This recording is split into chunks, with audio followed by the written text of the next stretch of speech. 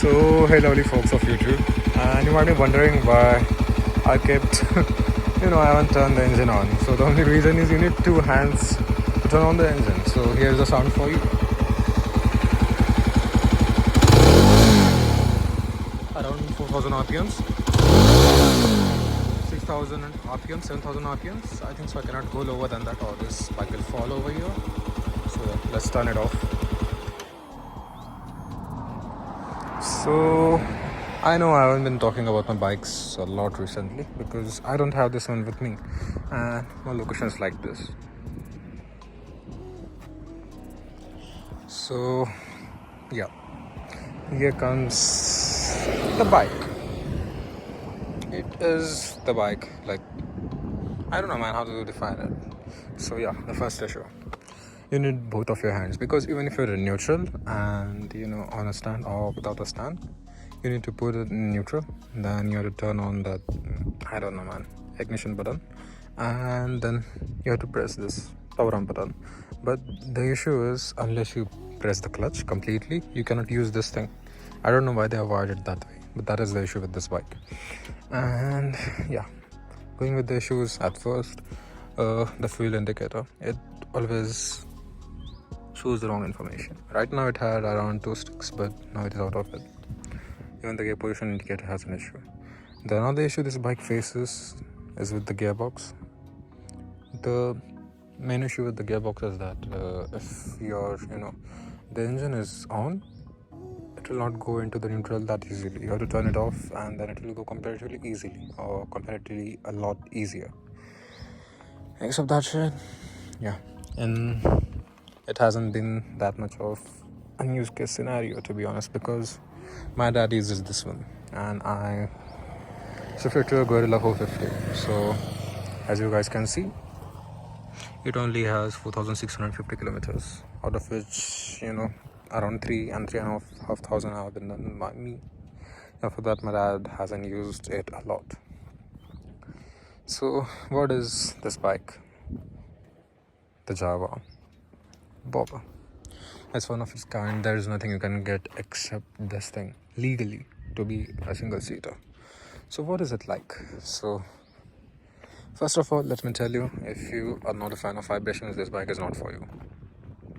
I mean, the reason I used like you should be a fan of vibrations as a term, because there are some bikes like the Royal Enfield that I own, Gorilla, which has vibrations, but that is just adding up to its character.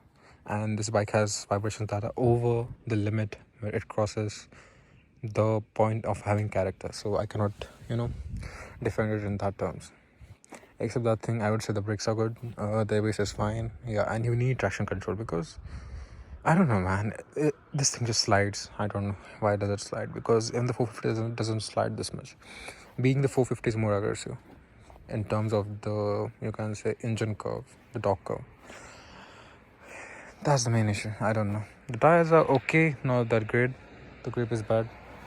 And yeah, that's mostly the same. People have said that this thing has the indicator issues, that the indicators just, are so fragile that if something just collapses into them, they just get distorted. But I don't feel like that's the case over here.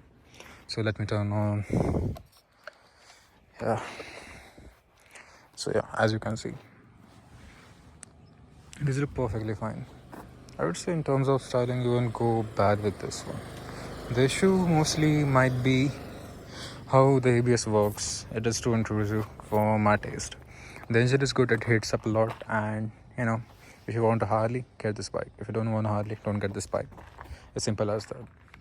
This is something you would say a sports bike and a Harley, if they have baby. It looks like a Harley, the characteristics are just like Harley, but the engine speaks otherwise, because it has a linear torque curve till 6,000 RPMs, and after 6,000 RPMs you get an extra boost in torque, and that is really a lot of boost in every single gear till the 6th gear. So yeah, that is one of the things that makes this bike special for me, because this is what a Java is. A sporty, retro bike, and that's pretty good, because if you look at the RE lineup, which has like 350cc engines, they can't compete with like RC 125 and 200. So even the Duke 200s. And that is a complete shame, according to me. If you look at it, it stands at the price point around the Duke 250 and it forms like a Duke 250 because it goes around 145. I would say it is not that much of an gear because if you're on Indian roads, on highways, you don't really go past that 120 kilometer per hour mark. And if you really want to go above it, I would say just get a sports bike. Then retro things aren't for you. This is as much retro as sporty it can get. The radiator does it works okay, I would say, because the engine hits anyways, and the engine heat is unbearable if you're living in cities like Pune and Mumbai because you have to stop a lot. Even I would say the Guerrilla 450 has better, like cooling and all those things. And except that, I have faced some quality issues. I don't know if you guys can see. This thing is plastic cowl for the headlight, and the steering, if you guys can see, this is looking dull because the color from here has faded away just because of a wash. And the second thing that I have an issue about on this bike is the sticker. This sticker was gone because we washed it with regular water pressure at a local, bike washing center. So what the company told us was it was our mistake for using high pressure because this tank, if you're comparing to a GT or something, this is not that. The GT is completely made up of stainless steel. This isn't. This is just coated. So this is coated under it. I guess they have some brass or something, and under it there is a real tank. So yeah, what it really means is this is just the coating. So due to that reason, you can see it isn't, that mirror-like finish, glossy finish, because it cannot be done to this time. And what it makes it is like you need a lot of buffing to give it this finish. And when it stickers above it, then that's an issue. Whereas in the GT, you will see the stickers are within the clear coat, so they don't fall off. Except that thing, I don't think so. This is like there's an issue. And there is also one thing, the exhaust. The exhaust on that side, I guess. No, this side. So this side has been replaced within 2 or 3 months of users. Because what happened was, I don't know why, but this part, it might be hot. This silver part is like a cap on it. So the rivets, it had rubber rivets. Those were loose. So it was like, making a lot of rumbling sound because of it. I don't know how it, even fell off at this point, but that's fine. If you can just go to the Java Instagram page, you'll see me posting a lot of comments on the older, you can say, posts and reels, because the service is terrible. You don't buy a Java for the company, you buy a Java because it is a great bike. And I would say this cannot be only bike. This really cannot be only bike. And the reason is this heats up early. The lower RPMs have a lot of vibrations, like the bike is unsettled below 3000 RPM in the second gear, so you can imagine how it goes further up. That is not the case with my Guerrilla, so yeah, that is a thing I have with this bike.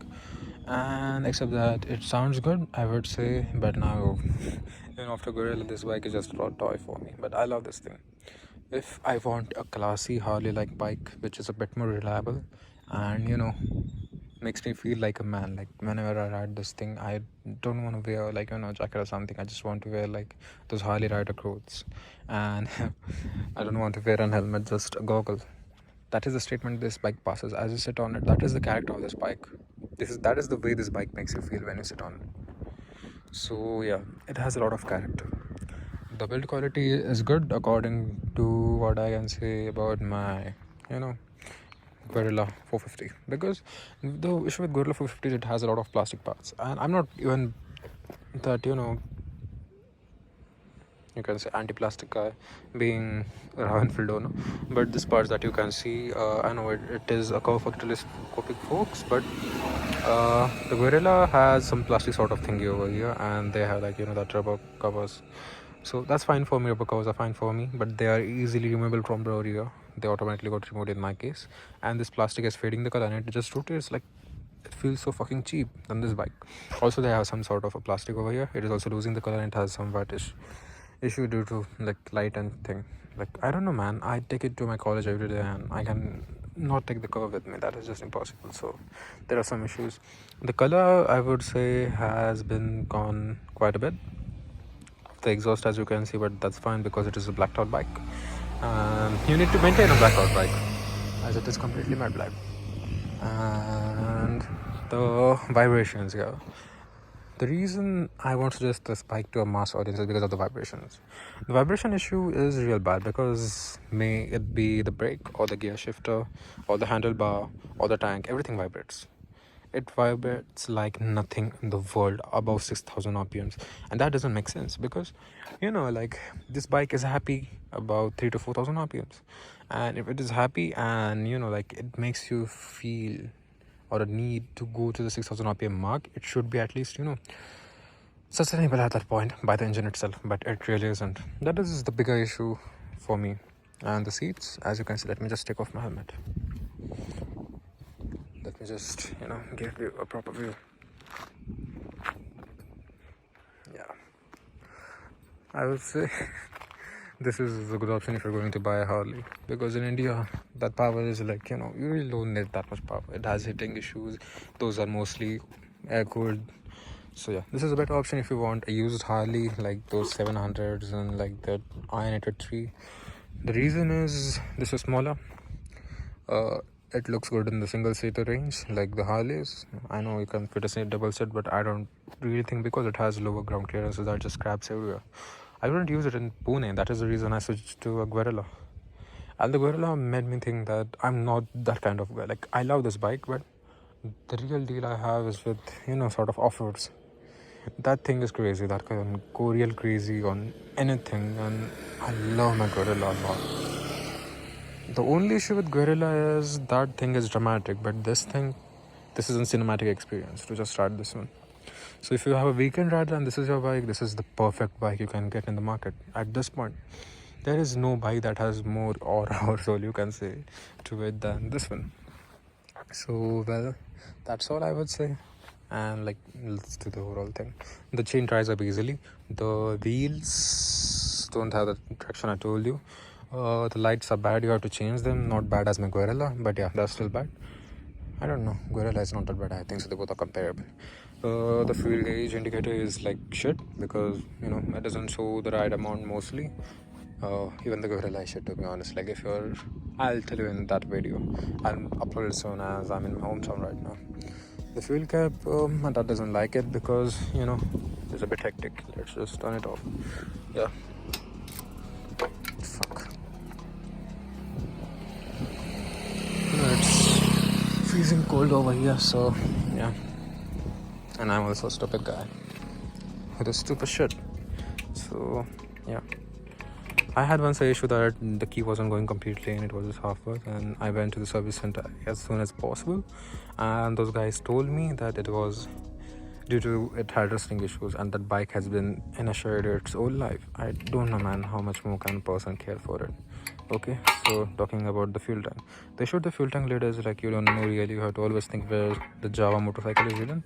That is fine, old bikes had this thing, but the issue is whenever you even put it now.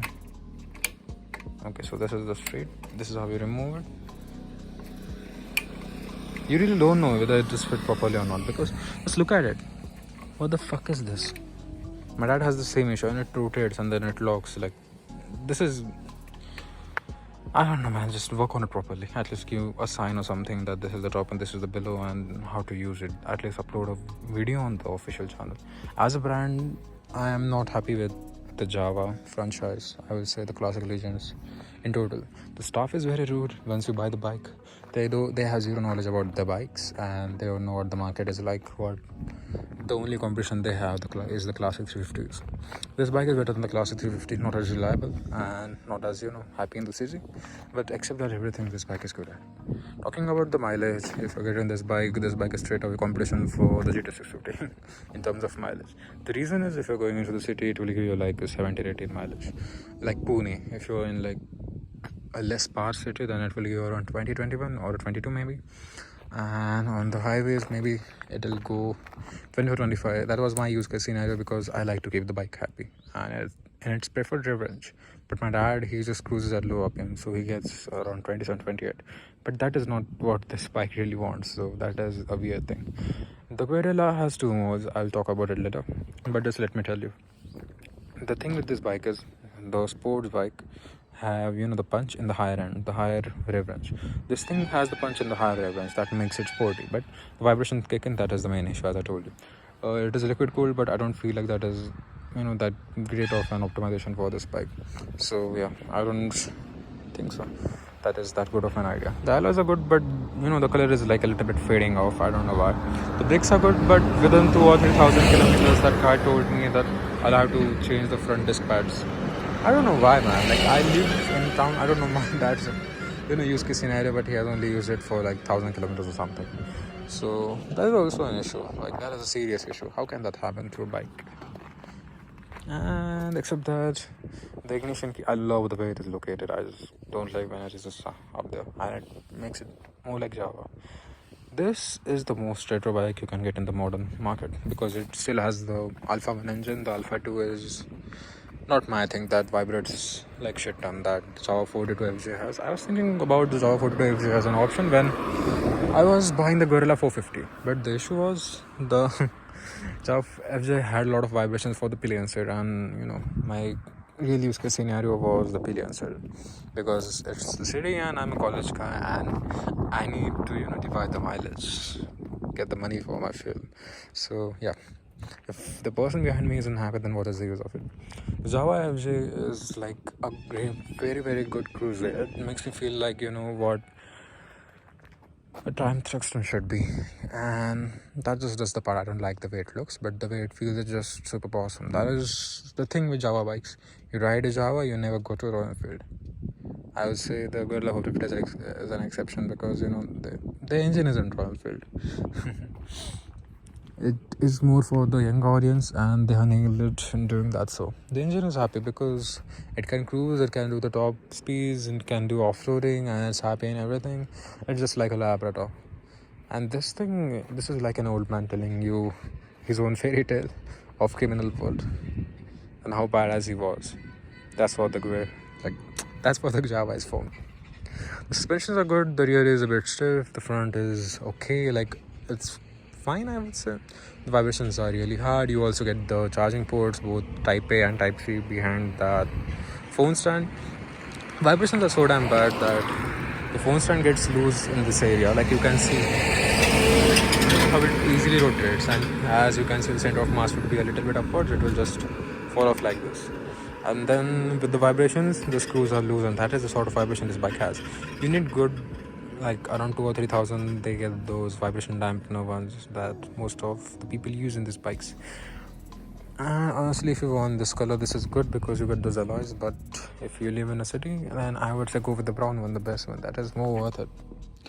And the alloys don't do the part for me. That is just because I live in a town where there are people who cannot service these bikes and don't do shit about it. So if it has any issues, it isn't going to be easy. They would just damage the disc and all those things. So yeah, we don't have good technicians, so we went for alloys. As soon as it dropped, my dad was like, yeah, that's the bike I want, because he liked the Pirak, but not a sustainable option. Sometimes regrets buying this bike because it's just massive for a small town like this. The roads you're seeing, this is the industrial area of Rajguranagar, kid. So due to that reason, it looks a bit posh, but that isn't the case. I would say you can get this bike as a weekend thing, not a daily. If you want a daily, it's something like a daily.